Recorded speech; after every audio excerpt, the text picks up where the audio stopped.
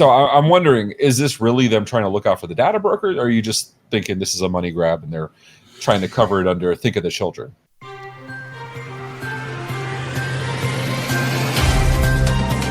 This episode is made possible by OITVOIP. Find your best-in-class revenue generation for MSPs all over the world. Learn more via the link in the show notes. You're watching MSP Dispatch, your source for news, community events, and commentary in the MSP channel. I'm Ray Orsini, and in today's story, Reddit locks down its public data in a new content policy. Now, you must use a contract if you want to access the data. In a story written by Sarah Perez for TechCrunch. Reddit is implementing a new public content policy to balance licensing its content to tech giants like Google, joining existing policies to regulate data access by commercial entities and its partners. Previously open to AI training, it now restricts access to Reddit's data without agreements, targeting unauthorized bulk data collection. Businesses must now sign contracts for data usage, while non-commercial access for research remains. The company also prohibits data use for targeting, harassment, or surveillance. After going public, Reddit aims to monetize its data beyond ads, having already earned $203 million from licensing. Tony, these are interesting changes. Interesting that they're putting it as they're doing it to block data brokers from selling the data. But that's exactly how Facebook and Google and everybody else make their money. That is the most profitable avenue. And I look at Reddit hasn't exactly been known for taking care of its citizens, I guess. So I'm wondering, is this really them trying to look out for the data broker, or are you just thinking this is a money grab and they're trying to cover it under think of the children?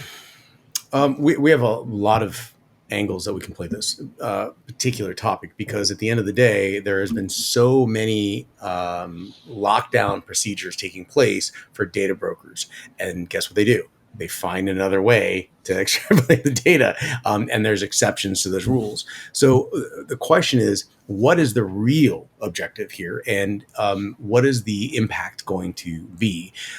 And does that impact correlate to what the objective actually is? If the objective is to get rid of all data brokers, I don't know if this is the right way of doing it. I think this is just a Band-Aid and a twisty tie on a major construction project.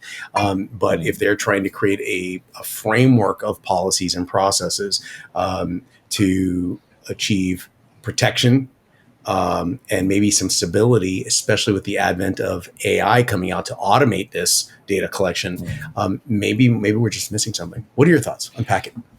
I seem to be in a particularly snarky mood today, so I'm going to completely apply conjecture.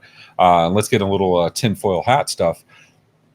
If I were Reddit and I just did a public offering, their IPO just happened, which actually did pretty well from opening, yay Reddit. And then you talked about this other AI that you were signing with, didn't want to give names because, again, they're talking tentatively, because how would that have played if they're giving data to this public entity like Google, right? For the exact reasons. They're data broker. You don't want them having all your data to commercialize it and abuse it. But they made an agreement with a unknown AI company, and then closer to the IPO or post-IPO, I forget which, we covered it. They announced it was Google. And now they do this because they're trying to reel in the backlash from the API removal and all the other nonsense, the third-party API. So they say, we're creating it so you have to have a commercial contract with us to be able to access the data or be a research institution, just so the data brokers can't take your data. Wait till the news cycle's done, 7 days, and then start doing business agreements with those data brokers. They never said they're never going to give it to data brokers. Just stop for a moment. It's just the press release that now to do it, to get access, you have to be a research company, which anybody can register one, or you have to have a commercial contract. They never say they're not going to sell data to data brokers. This is a PR play. I'm snarky today, so I apologize, but that's how I see it. I don't think that's snarky. I think you're on point with something, because a lot of the things that we have seen through the stories covered in MSP Dispatch regarding exploitations and ransomware and a variety of other hacking components, there is a lot of checking the box on something, but nothing's actually done on the back end. And inversely, a lot of items are, this is what they say they're going to do, but it checking the box in its own weird marketing way, but nothing actually comes to fruition from that. Yeah, and I think you're hitting it on the head in that direction. Thanks, Ray, for completely destroying my hope. Well, and since you said it wasn't overly snarky, I'm going to go ahead and add some extra snark since I got 14 seconds, and I'll say, "Oh no, but there's nothing private. Everybody can see all your stuff anyway." And you're right. So why do you care if they're selling it to a data broker? Anyway, you know why I really care, Tony? Because they take all this data, they spread it everywhere, and then that data is eventually what gets breached, and they use that to phish you. Kind of like your next story, huh? Just making this fun. Okay, yeah, let's talk about it.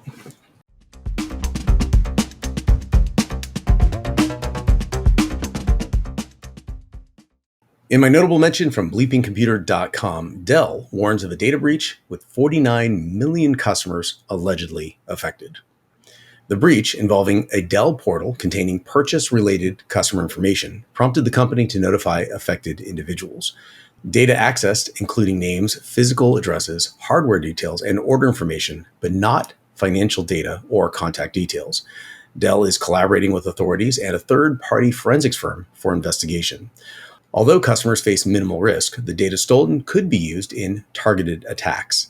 The breach's disclosure follows an attempt to sell Dell data on a hacking forum, indicating potential misuse. Customers are advised to verify communications directly with Dell to mitigate risks for phishing attempts or malware installations. If you found this episode eye-opening, catch more MSP Dispatch at 10 a.m. throughout the week.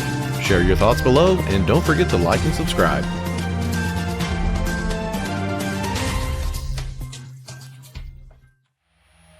This has been a broadcast of the MSP Media Network.